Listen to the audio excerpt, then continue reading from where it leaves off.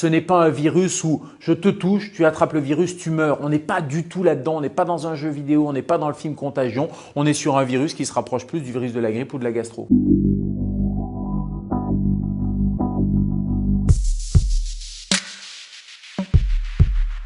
C'est un coronavirus. Corona, ça veut dire qu'il y a une couronne.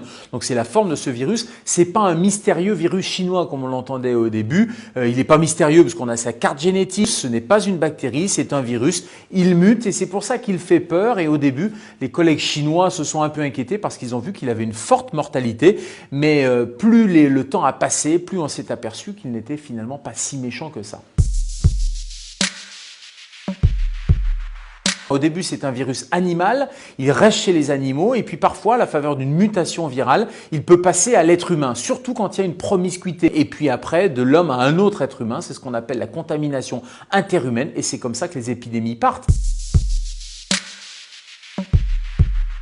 Je vous prends juste un exemple. Le virus de la gastro-entérite, il va rester 2 mois sur un objet. Le virus du coronavirus, en fonction de la matière, du plastique, du métal, c'est entre quelques heures jusqu'à 4 ou 5 jours. En tout cas, si vous recevez un objet de Chine, le temps de transport, de stockage, de fabrication, etc., il n'y a pas de risque.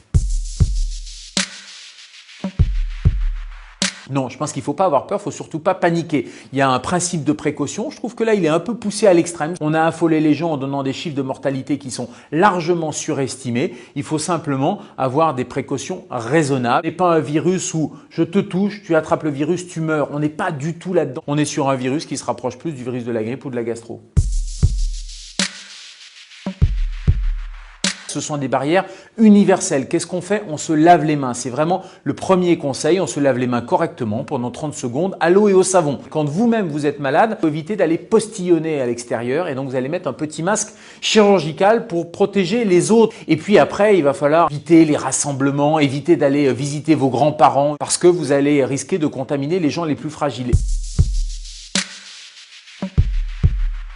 Si vous n'êtes pas malade, il n'y a aucune utilité à avoir un masque. On peut décéder des complications directes du virus, ça donne des pneumonies. Comme pour la grippe, vous savez, la grippe, il y a 10 000 morts par an dans l'indifférence générale. Puis il y a des complications indirectes, on peut mourir de complications liées à l'alitement comme la phlébite embolie pulmonaire, liées à une complication nosocomiale.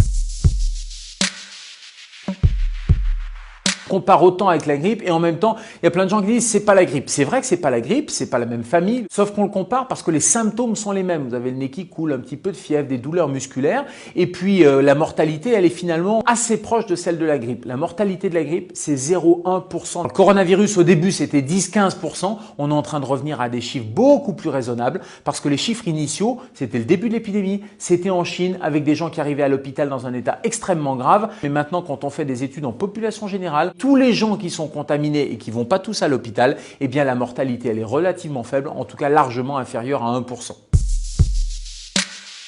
Une fois qu'on a le virus, on a, comme toute maladie infectieuse, des anticorps qui vont être produits par l'organisme et ces anticorps-là, ils vont nous immuniser. Ça veut dire qu'ils vont, dès qu'il y a une autre contamination, ils vont tout de suite attaquer le virus. Sauf qu'on a vu des cas rares, mais des cas qui existent de recontamination. Alors, est-ce que nos tests n'étaient pas fiables? Parce qu'on n'était pas capable de détecter de petites quantités du virus. Deuxième hypothèse, est-ce que le virus dormait dans l'organisme et puis s'est réveillé? La troisième, c'est qu'on peut très bien se recontaminer avec une souche légèrement différente. C'est ce qui arrive avec la grippe. Vous êtes vacciné contre la grippe, mais vous allez attraper une autre forme de grippe.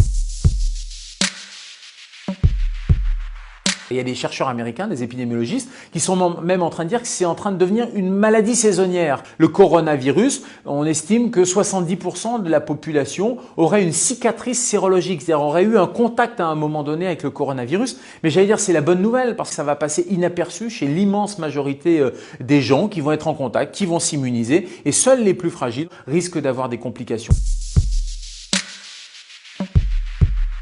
Les enfants attrapent beaucoup le coronavirus, mais ils l'attrapent de manière peu grave, peu symptomatique. Ils ont simplement le nez qui coule, voire ça passe complètement inaperçu. Et toutes les études chinoises, et on commence à avoir un petit peu de recul, montrent qu'il y a 0 complication et 0 décès. On ne peut pas prédire avec précision la fin de l'épidémie, mais on sait que ça a duré quelques semaines en Chine. On voit très clairement que les cas maintenant redescendent et on sait surtout que comme toutes les épidémies, ça évolue en plusieurs phases. Après la phase 3, le fameux stade 3 avec le pic épidémique, on va avoir une décrue. On va avoir un élément aussi intéressant, c'est le réchauffement puisqu'on arrive au printemps et il est probable que ce type de virus, comme les autres virus hivernaux, diminue. Donc j'espère grandement qu'à l'arrivée des beaux jours, vous pourrez vous faire la bise. Ceci dit, les mesures préventives, elles sont valables tout le temps pour tous les virus.